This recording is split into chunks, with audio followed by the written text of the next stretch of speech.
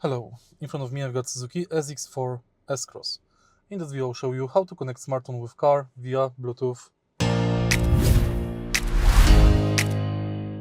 In the beginning, let's go to Settings and now enter Phone, Device List and tap Search. Now on your smartphone go to Bluetooth Settings and select your smartphone from the list. Confirm pairing.